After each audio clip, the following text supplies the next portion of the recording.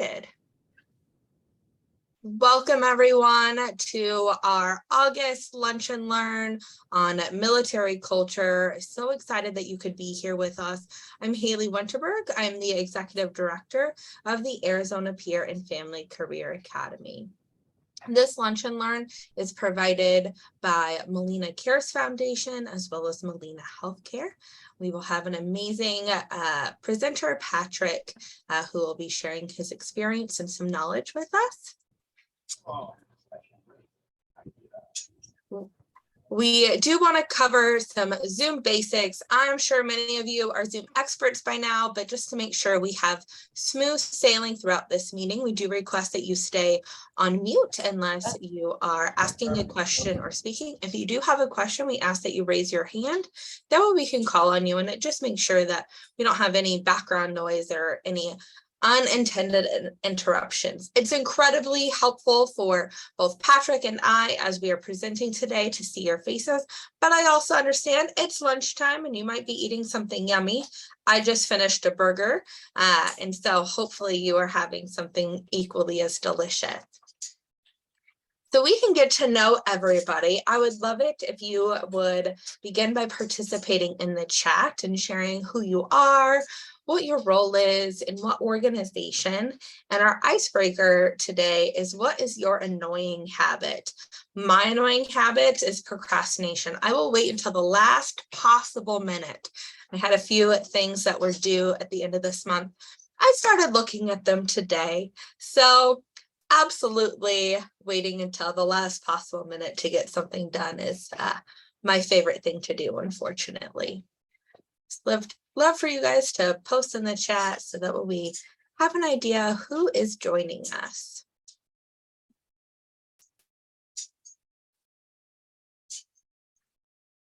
While everyone is sharing who they are and their role in the chat, I'm going to share a little bit about who is the Peer and Family Career Academy.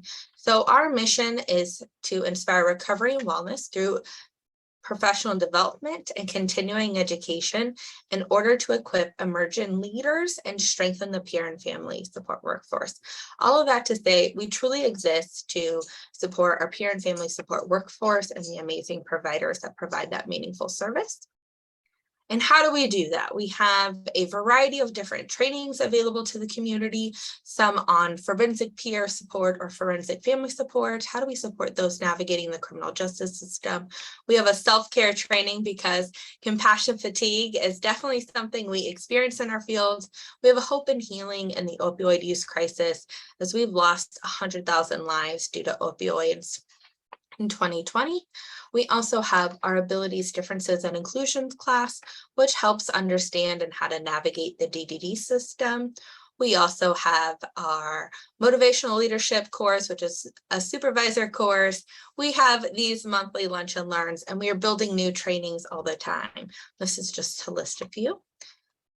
Another program that we have is our peer-to-peer coaching program. And so this is intended for our peer and family support workforce to provide support either virtually in a group or one-to-one to kind of reduce our stress and focus on our overall wellness. That way we have a safe space to share and someone to listen to us. These are all specially trained peer and family support specialists who have received some coaching training. And with that, I'm going to pass it on to our amazing speaker today. His name is Patrick from Molina, and super appreciate him speaking today. So the floor is yours, Patrick. Well, thank you very much. Thanks for everyone for attending. I see some familiar faces, and Casey, you're squinting at me like, oh God, this guy again. John, good to see you. Good to see some new faces as well. We've got an interesting in-depth presentation, and we've got a lot to go over. This is going to go by fairly quickly, but I will say at the very beginning, please make sure that you have my contact information in case you have any questions, would like to ask anything in greater depth. If we go through things fairly quickly, but there was something that you'd like to pause on, we hope there's going to be some questions at the end that we can ask. But at the end of the day, please make sure that you get my contact information if you've got some questions about some stuff, and we can certainly go over that as well. My name is Patrick Ziegert. I'm the military veteran advocate for Molina Healthcare. I'm also the child rehabilitative specialist advocate for Molina Healthcare. I've got 16 years of federal service time through the military, both in the Navy and the Army. I medically retired in 2012 and found myself having to navigate the multi-systems of care that are afforded to service members and veterans at the time. So I've discovered what I call the path of most resistance over my years. And back in 2012, I was invited to help others so that they don't have to follow the path of most resistance. So today's presentation, it's just going to be an overview about military and veteran culture. Some of the stuff we're working on might be a little outdated, but I'm going to touch on that. But we're going to go through this fairly quickly. Normally, this presentation is about 90 minutes to 2 hours long, but we're going to try and get this in with about 45 minutes or so. We can have questions at the end. But as we get towards the end of the presentation, one of the things that I want to make sure that we're aware of is that Arizona is it's a nationally recognized best practice model when it comes to servicing our service members, veterans, and their families. And so one of the things at the end is going to be talking about the statewide veterans survey that had been conducted. And we're using some information from, I believe, the 2017 survey. But I've reached out to the people that put the survey out, which is the Arizona Coalition for Military Families, and asked them to update their information. And they're working with ASU to make sure that we can get the survey stuff updated. So some things have changed, obviously, from 2017 to 2019 and on because of the pandemic, but a lot of this stuff is still really the same about demographics. But there's the qualifier, and that's who I am. And again, I just want to make sure that everybody has access to my contact information. If you've got some questions that you'd like to ask at the end, or certainly offline. But I'm going to try and share my screen and pull up our presentation. Whoops, let's not do that right now. Ooh, come on, X. I love technology. So there we are. Whoops. There we go. Share screen. I think there. All right. Hopefully everybody can see this in full screen. All right, perfect. So today we're going to go over just a few issues. Our agenda is fairly short, but there's a lot of information. So today we're going to talk briefly about military culture 101, some critical issues that are facing our military members. And when I say military, it's sort of a broad brush. We talk about service members, veterans, we'll explain what that definition means, and our family members as well. But more importantly for us on this call is going to be, how can we connect with the culture? So one of the things I talked about was some dated material, but regardless, in order to be part of the military, you have to be physically, morally, and emotionally qualified to join. What that means is obviously there's physical tests. Each branch has their own different standards for that. But being able to pass a background check, making sure that you're not a convicted felon or things of that nature, and some other qualifiers to be able to join as well. But these are 2017 DoD and census statistics. Before the call, I pulled up stuff that was from 2021, and what we'll see here from the 2017 data is that 0.6%, or just over half of 1% 2017 were in the active duty and reserves. And we'll talk about what that looks like in just a minute. But it's really surprising to think about how few people actually join the military. And when I pulled up the 2021 data, it's actually lower than that. It's 0.36%. So almost 4%, which means less than half of 1% of our population has joined active duty or reserves, which is a small population. So back in 2017, there was just 1.2 million on active duty and about 800,000 or so in the reserve components, and amounts to about 2 million people that were part of the total military population. And these are some things that Arizona we're still trying to capture, as far as how many people in Arizona are either service members, veterans, or family members. But it's definitely over 600,000 folks, which amounts to 10% of Arizona's population. What that means is when you think about half of 1% of people joining active duty and reserves, and we think 10% of our population here in Arizona is made up of that population.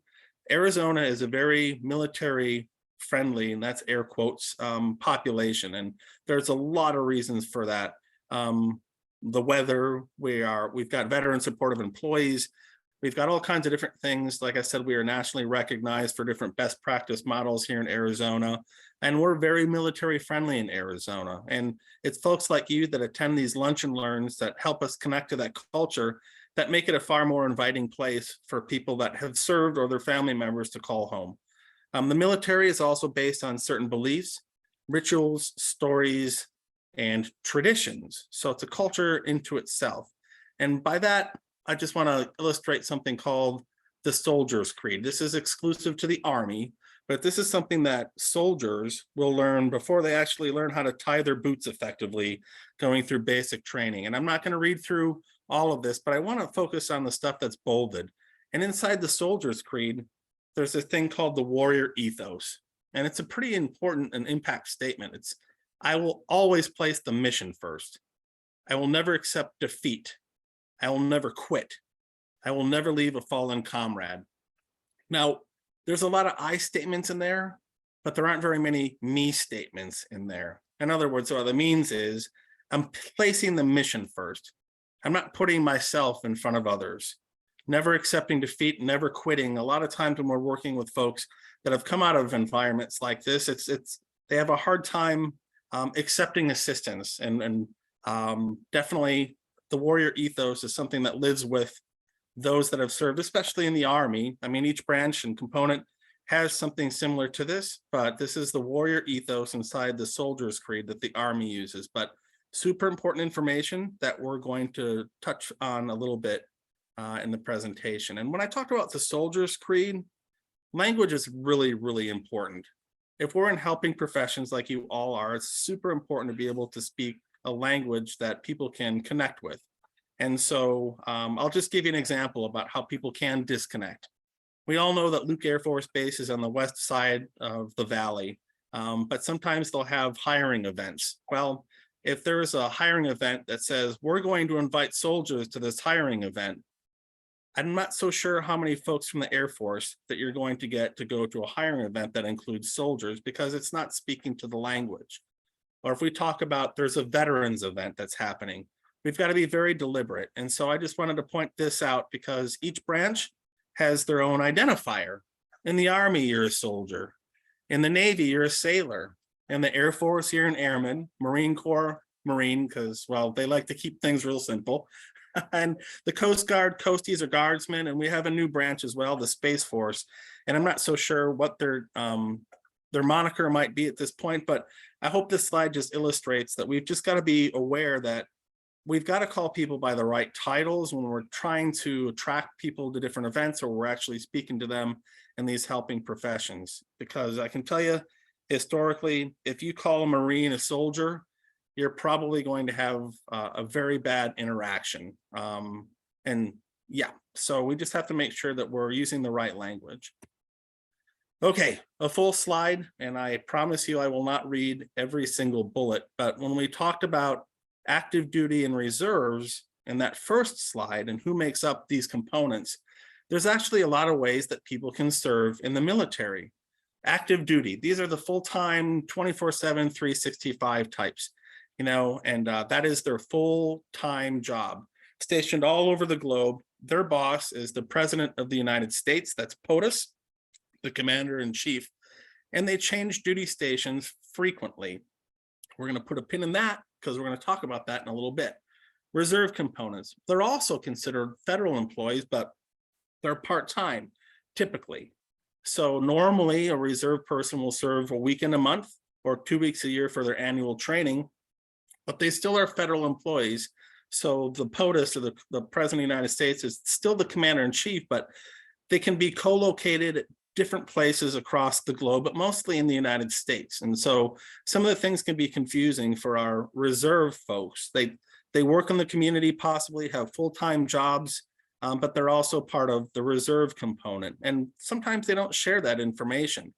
but it's they might be geographically dislocated from their supports as well. For example, there's a Navy Reserve Unit and Marine Reserve Unit at Luke Air Force Base. So transportation company that's stationed at active duty Air Force Base here in Arizona might have sailors attached to it for whatever reason, but their command is in California. So sometimes it's really difficult for those folks to be able to access the services that they need to support them in their military careers.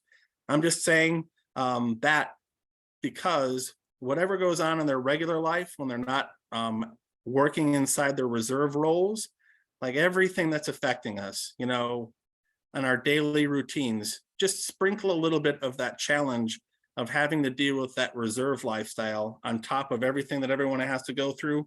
And it can just make life both rewarding, but also in some cases, a lot more challenging than others that aren't part of the reserves. National Guard. Now, there's only two ways that you can serve in the National Guard, either in the Army or the Air Force National Guard or the Air Guard.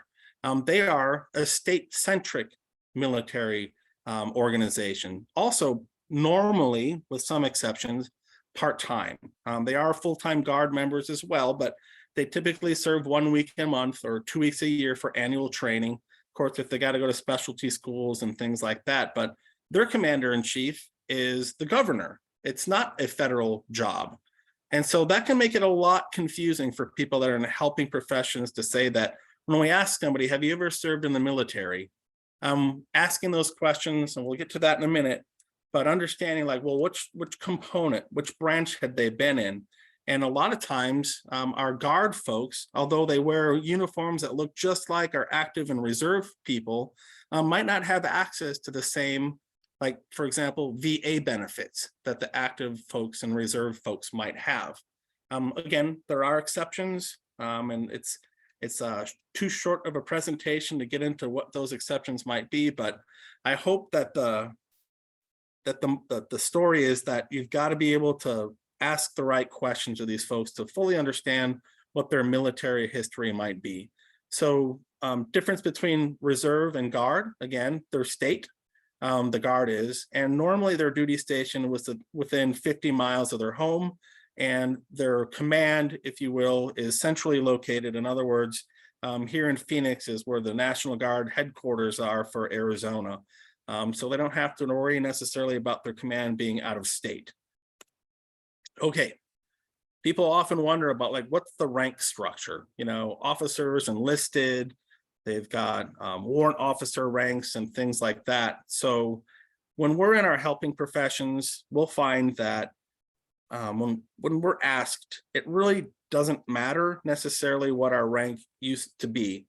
Rank is actually less important than people understanding that we've all served respectfully, followed orders, and others looked up to us for leadership. So we're very proud of our service, and we just want to make sure that we're not stuck on things necessarily specific to rank, because that is also another difficult thing to understand, but it can come up. Others are extraordinarily proud of their rank and might want to be called by, you know, colonel or something, but again, conversations for other times. However, I wouldn't be too concerned about what rank looks like when we're talking to folks. So, conversations around what is a veteran. And I'm just going to breathe a little bit because this is kind of an important slide. So, who's a veteran? Simply because a person has worn a military uniform may or may not make them a veteran by some people's definition. And what do I mean by that? Because that's super confusing. Some people are still serving. So if you ask a person that might be in the Guard or Reserve, if they're a veteran, they may say no because they're still serving. Or if we've got active duty folks, maybe a person who is out of the military, regardless of their component, if they've never deployed overseas or have never seen combat, may not consider themselves to be a veteran. And female veterans, a lot of times don't self-identify as being veterans. Conversations, again, that we can go in depth with, but it's about 18% of our active duty population, and hopefully a little bit more these days, that are represented by our female service members. So it's a small percentage, but a lot of the females that leave military life don't consider themselves to be veterans because maybe they don't think they fit in with the other part of the culture for whatever reason. So it's just really important for us, again, to be able to ask the right questions. Discharge status. So when we think about what is that supposed to mean? Not everybody leaves the military in good graces. Some people have some things that go on in their personal lives. They may get in trouble either with the military legal system, civilian legal system, might be some stuff happening at home, or they're just not able to complete their obligation and active duty. It depends how you leave the military on how you're going to be able to receive different federal benefits. Again, the VA. So if a person was discharged, let's just say with dishonorable discharge, they're not going to be able to receive the majority of VA services, and the VA won't consider them to be a veteran. The whole point of this is to say, a lot of times when we're doing intake or assessment forms, we ask somebody, are you a veteran?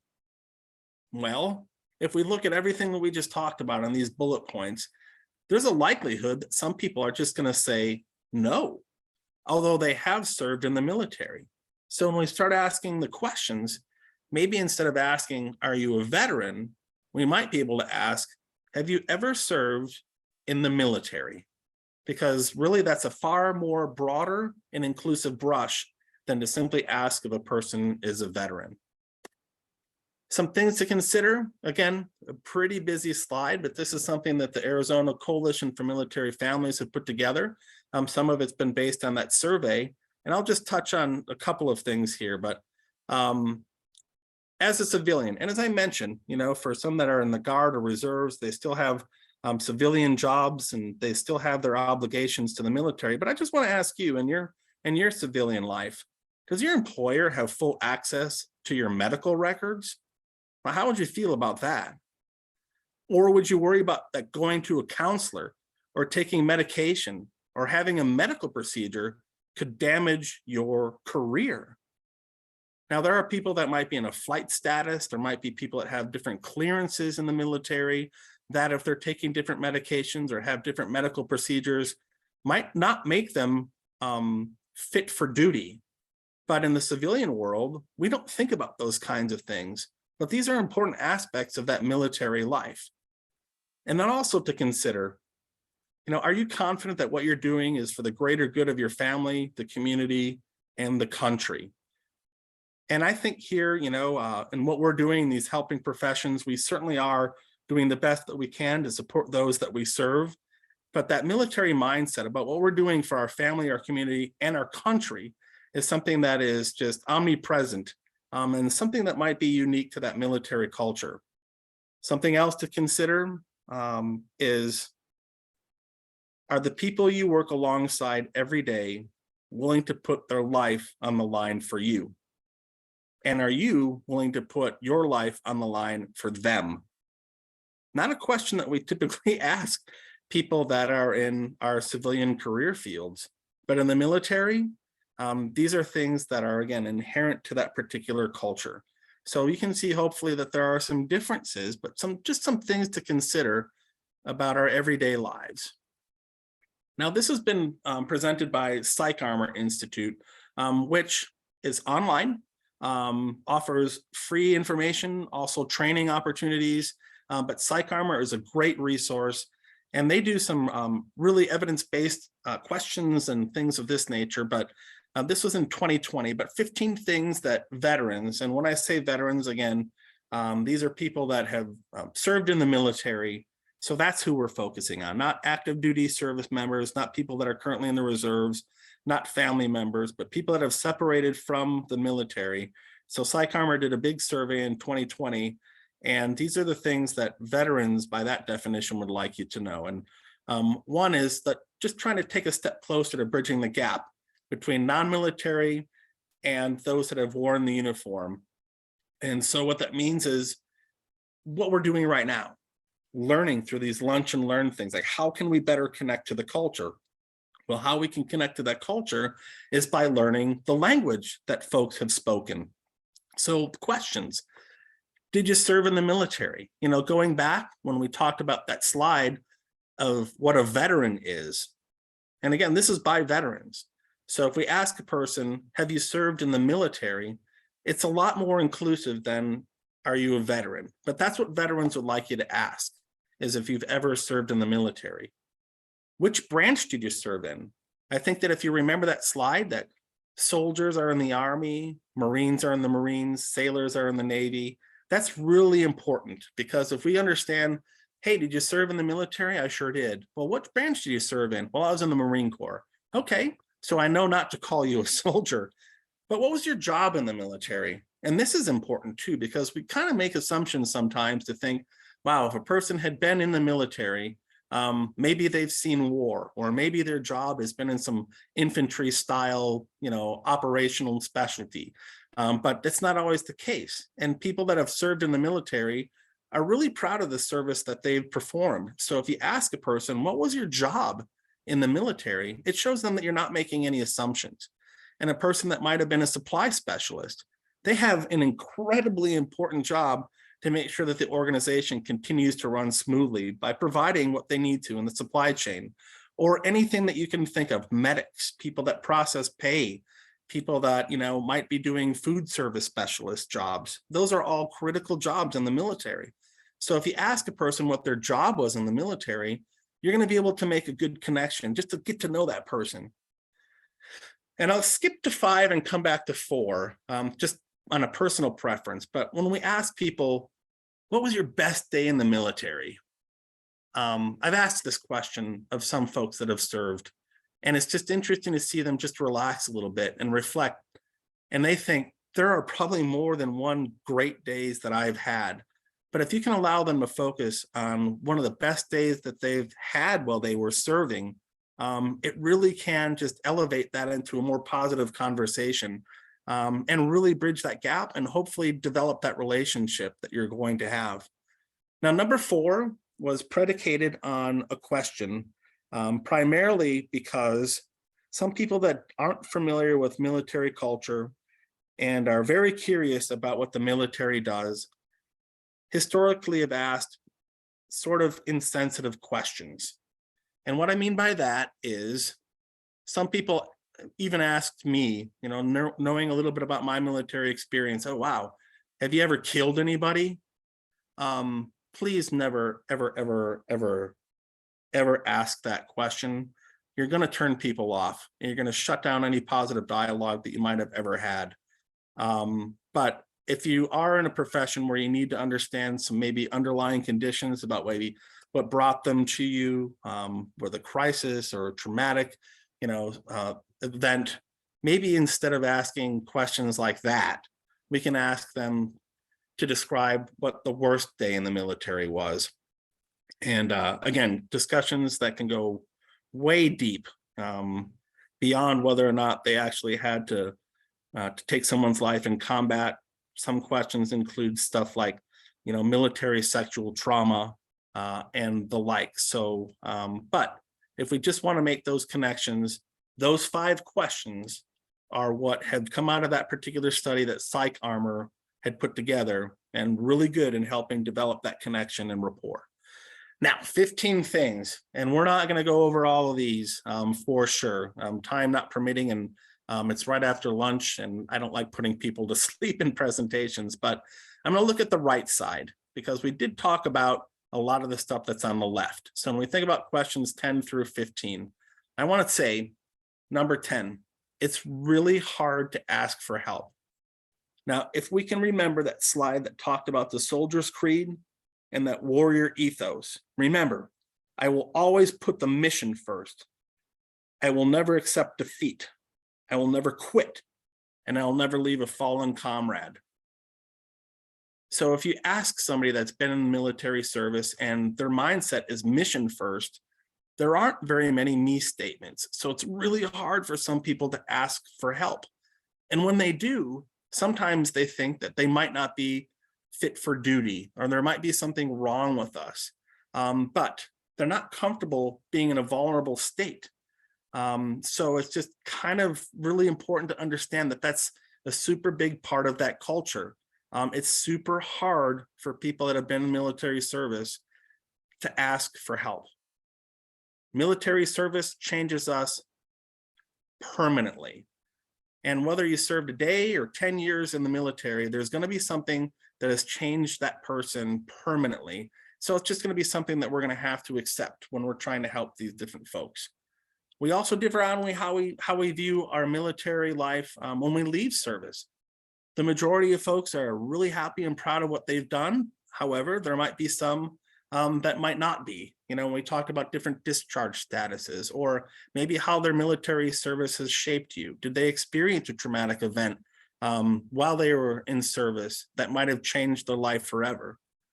Number 13 is really important. It really is, that our families serve with us. So when I say listen to the spouse, caregiver, partner, whoever it is, if we're dealing with someone that has served in the military, please also understand that that service member, if you're asking a family member, that was the person that volunteered to serve, but a lot of times family members don't, but they still go along for the ride. They also have shared experiences.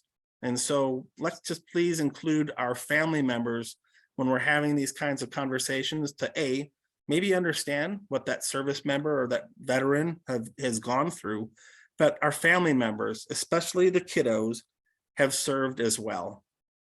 We talked about this and things to consider, that we would die for each other.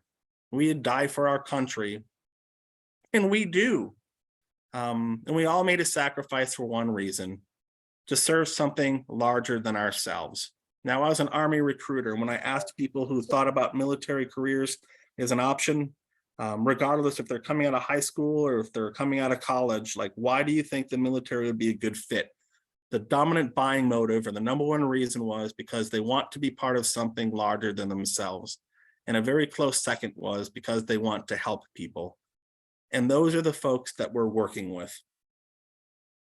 Okay, so let's get into some critical issues that are facing many military or veteran family or members. So obviously, we hear this quite a bit, and sometimes we hear 22 a day, sometimes we hear 20 a day, but suicide is obviously a big deal among this population.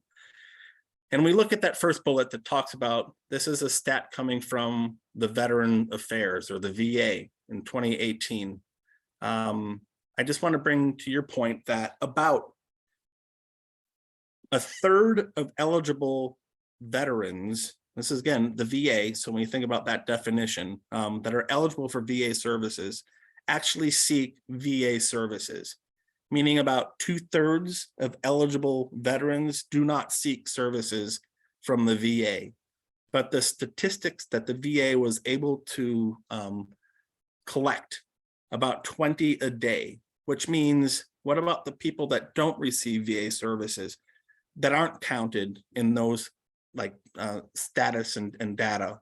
So it's a huge amount. One is too many, but if we think about 20 a day, during this presentation, a veteran has completed suicide. And that's way too many. Physical injuries. Veterans experience debilitating physical injuries. We think about the military, it's a tough physical job. We have to be morally and ethically and physically qualified to do these jobs, because a lot of times there's a lot of heavy lifting. When we leave the service, people might be experiencing chronic fatigue, chronic pain, but these are things that people can leave the military with, a big critical issue. And if you've ever experienced chronic pain, that can dominate your life. Like, nothing else matters other than focusing on that particular pain. So that's kind of the big deal for a lot of people that are leaving the service. Post-traumatic stress, and I'll just say D, and I'll separate that. There's some movement to separate the D from post-traumatic stress. The D stands for disorder, because there are some folks that just want to say, because they're experiencing a stress reaction to a traumatic event, doesn't necessarily mean that I have a disorder. But the DSM, or the Diagnostic Statistical Manual 5, still posts it as a disorder. And basically, we all probably are familiar with that in some form or another. However, when we think about the numbers, 10% or 1 in 10 of Afghanistan veterans, and 1 in 5, which is 20% of Iraq veterans, and that's not too outdated. I mean, it's 2015, but it's still true, have symptoms related to post-traumatic stress disorder. And we all have heard of it, like I'd said, but it definitely is emotional distress. It's a normal reaction to abnormal situations. And it's something that folks can get treatment for, but oftentimes they end up living with for quite some time. But it is prevalent. As you can see, 20% of Iraq war veterans have some kind of symptoms related to that disorder. Traumatic brain injury, it's been called the signature injury of the Iraq and Afghanistan conflicts. The Defense and Veterans Brain Injury Center report that 350,000 diagnoses of TBI since 2000. Obviously, when we think about the dates, that's gone up a lot, and I believe that it is severely underreported for those that have been in the military or family members. You get screening when you come back from a deployment, let's say, and a lot of times if you answer yes to have you been exposed to blast injuries, your day there at the treatment facility gets a lot longer than those that say no. So folks that say no get to go home to their families a lot sooner, rather than you sticking around and having to go through some assessments. So there's a lot of underreported. Plus, if we think about placing the mission first, never accepting defeat, some of those things can be counterintuitive for some of our returning service members to ask for help, even if they think that they need it. So I believe that those numbers are really underreported, but it's going to be tough to figure that out. Substance abuse and addiction, about 7% of US veterans have a substance use disorder. And again, we use that veteran definition by different standards using VA statistics, but SAMHSA says that about 7% of veterans have substance use disorder. And again, you're capturing people that are actually receiving services from those government agencies. And I would suggest that there's probably more than just 7%, but I'm not trying to paint a morose picture for our vets. I'm just saying that's a pretty high number. Trauma. We talk about our service members and veterans and their families are a growing community exposed to traumatic events. Now, I know we're kind of running up a little bit of time, but I just want to say this because I promised I would. We'll put a pin in family members. And I just want to bring something a little bit closer to home when we talk about family members and paint a little bit of a picture about how important it is to recognize our family members. Not too long ago, I was helping out the Child Crisis Center in Mesa, Arizona, volunteering for a program that they had, Operation Family Support. And what we wanted to do is reach out into the community to speak to people that were, teachers or others in the community that had access to military families. And a story came out of this. And it was about a 6-year-old boy. And the 6-year-old boy was in school and was pulled out of the classroom. And he was pulled out of the classroom because this little boy drew a picture of a man with a gun. And underneath the picture had said, "I want to die." Well, we live in a world now where we just can't pretend we didn't see it. And others have different reactions to those kinds of illustrations and statements. But they determine that this person might be a threat to themselves or others based on what his 6-year-old self drew and had written. So they pulled him out of class. And this was in a time where they didn't have on-campus social work staff. So they couldn't get a hold of mom. The next best thing that they thought they could do, this little kiddo ended up in the emergency room. And when mom found out, was not terribly happy. Now, at the end of the day, we think, what happened to this kid in that school? Well, he drew this picture and he wrote a statement. I'll tell you what that meant in a minute. But pulled out of class in front of his peers, can't get a hold of mom, taken by strangers to an emergency department in a hospital. The reason he drew that picture of a man with a gun was because he drew a picture of his dad. who has just left the night before with the Arizona National Guard on his second year-long deployment overseas. And the first one didn't go very well. So the little kiddo was receiving some counseling services. And the counselor told him, write down how you feel. So this little 6-year-old said, I want to die, because he was sad. So he drew a picture of his daddy and wrote down in the words that he thought he could use that he was sad, and was traumatized again by being sent to the emergency department for people that had good intentions but did not understand the military veteran culture. However, by asking questions, maybe of that little boy about what that picture meant, or who he was drawing a picture of, or things of that nature, there might have been a good understanding about what that meant, rather than believing that person was a harm to themselves or others. So when we think about trauma, I also want to expand this to be something beyond what might be combat related for that particular service member. And that's just one example of how family members also have to live through military related trauma. It's just something for us to think about. Housing and homelessness. So the pandemic has brought out a whole bunch of new statistics that I don't think that we've been able to capture quite yet. But from what I've been able to read, those numbers have gone up rather than going down when it comes to the percentage of people that have experienced homelessness. You know, some people say it's lower, but at the end of the day, when we talk about some of the stats that we can use and cite, in 2018, 9% of adults that are experiencing homelessness are veterans of the United States military. And again, I use that term a little bit broadly, but folks that have served in the US military, 10%. And when we go back to those stats to think, wow, it's about half of 1% that make up our active duty and reserve component. It's an overrepresentation of those that are experiencing hopelessness in our communities. Unemployment, it's about 8% according to the Department of Labor in 2020.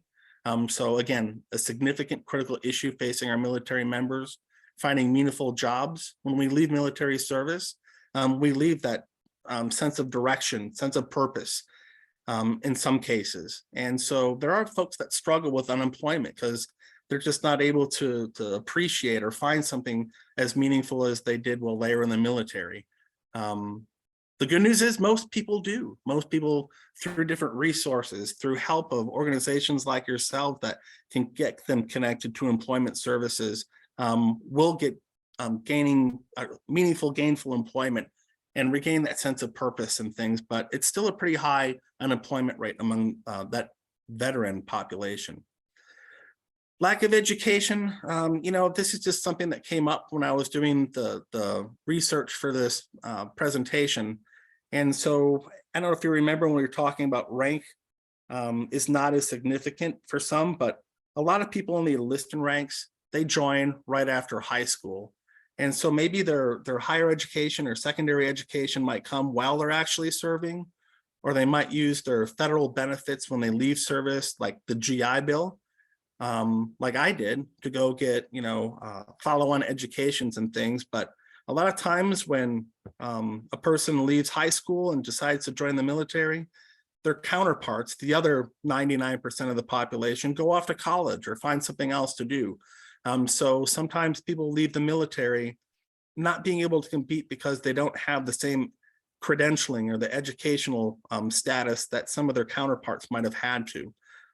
Some people, when they leave military service, experience some issues related to their service, and it's a deterrent for them to go and continue their education.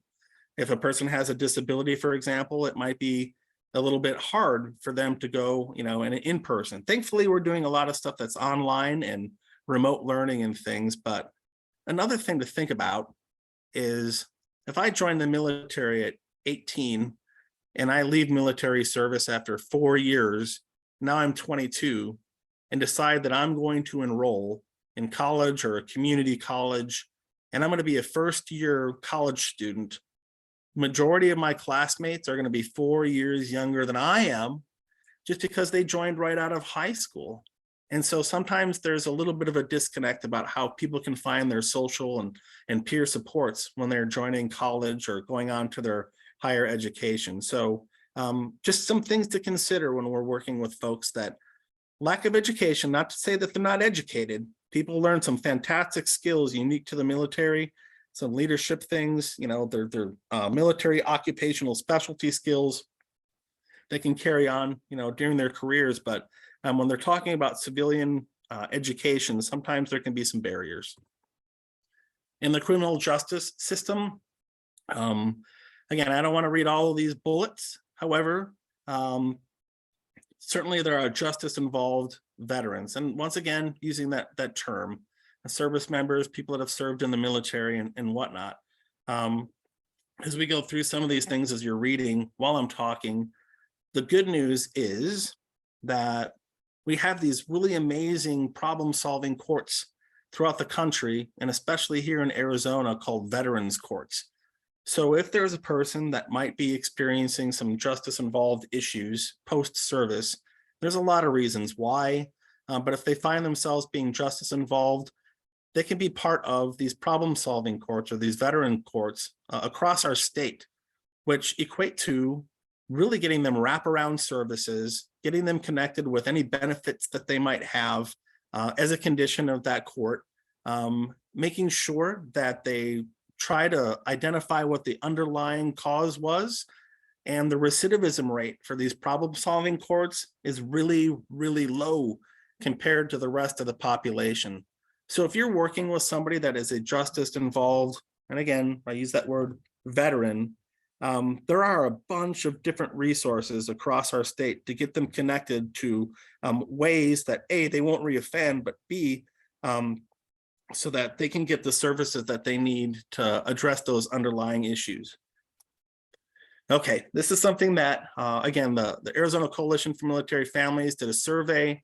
There's a lot of great information in here. Once again, and I'm just tapping my desk to say, please reach out to me, get my contact information, and we can go through what a lot of the survey information revealed.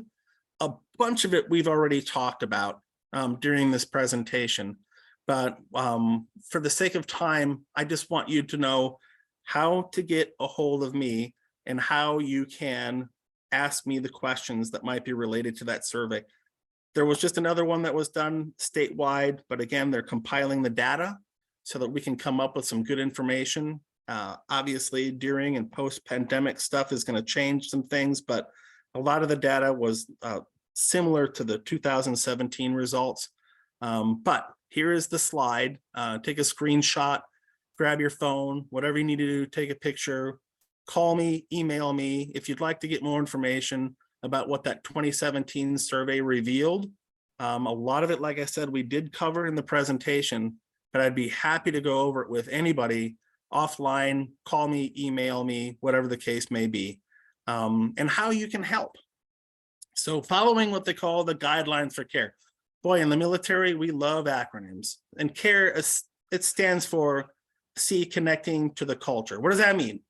It means doing what you're doing right now, attending lunch and learns, doing some different things that you can learn, A, how to ask the right questions at the right time, making sure that we understand, have you served in the military rather than are you a veteran? And knowing the language. If a person has served in the Navy, you don't call them an airman or a soldier. Being able to respond effectively. What that means is there are some people that have experienced some stuff in their military lives that might be different than what others might have to experience. So if you ask somebody, for example, what was the best day in the military? And they answer with something that wants you to rock back in your chair, because that's just not something that you're used to, make sure that we're able to respond effectively, that we're maintaining political neutrality, but that we're just responding effectively. And then engaging with the Military Veteran Resource Network.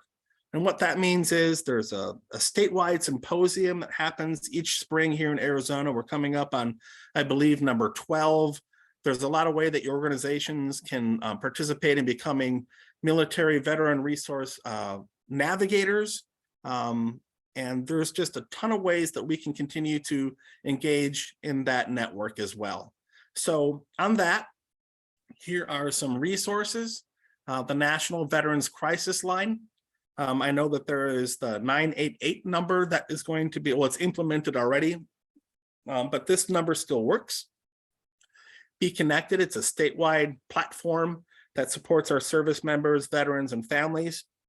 There's a way that you can get a hold of them to talk about resources from everything, from employment services to financial assistance to housing, whatever the case may be. It's just great. It's statewide, and I just encourage everybody to at least take a look at it by connecting to their website. Pretty easy, Be Connected AZ.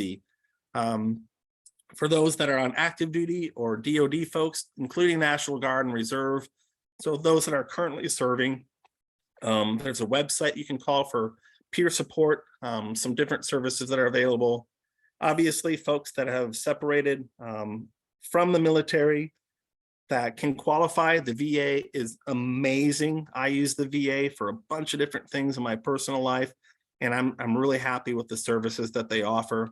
And then in Arizona, we have something called the Department of Veteran Services, which can also help with different financial assistance. They are the ones that run the state homes. In other words, like, probably not the right word to say it, but like retirement homes for veterans. They're building some new ones. They help with burial services. There's a bunch of stuff that the Arizona Department of Veteran Services has to offer.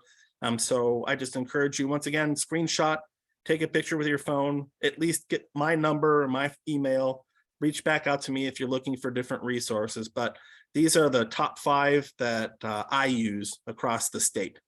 And with that, I am completed with this. I don't know if I took a breath, but this presentation.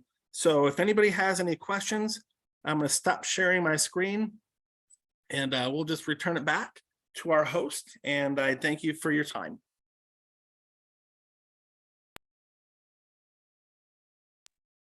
Thank you, Patrick. What an amazing presentation. So I just want to highlight a few things that we have coming up. We have our peer and family support mixer. So this is an opportunity for all of our peer and family support specialists to get connected to one another, have some networking, de-stress, all that good stuff. We will be in Yuma this month, and so I'm super excited about that. We'll have some yummy Italian pizza and some other appetizers. These events are always super fun.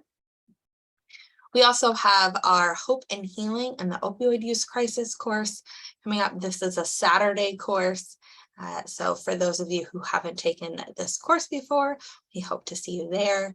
We also have our Forensics Peer Support course, which is to help individuals navigate through our criminal justice system and kind of understanding that as we support them along that journey.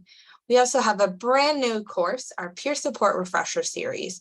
And so this is for those of us that have maybe been a peer support for a little while, or maybe you're like, you know, I really wish I could take that peer support credentialing class again. This is a shortened, condensed version of that. And so it's for those that are already credentialed, just to kind of refresh our memories and connect us back to the core of what peer support really is. And I want to make a special announcement that we are currently hiring. We are looking for a part-time learning and development coordinator. This person's primary job will be supporting me in developing new trainings and facilitating trainings. And hopefully not while you're here, but it's okay if that is a piece of it. We are going to do our raffle now. So I posted in the chat a link for our feedback survey. Would super appreciate if you could support in taking just a few minutes. It takes less than 3 minutes typically to get that completed. Let's see who won our raffle. Carissa Rogers. You won. Woohoo! If you could please send me an email to hello@azpfca.org, and I will get your address so that way we can send that gift card over to you. Thank you all so much for joining. Please feel free to hang back, ask any questions. We encourage you to sign up for our newsletter, like us on all of our social media channels. Again, I want to thank Patrick for his amazing presentation today and sharing all of his skills and knowledge. And I'm sure he could have definitely taken hours, and he was kind enough to squeeze it into about 45 minutes for us. So thank you, Patrick. I appreciate it greatly. And feel free to hang back and ask some questions.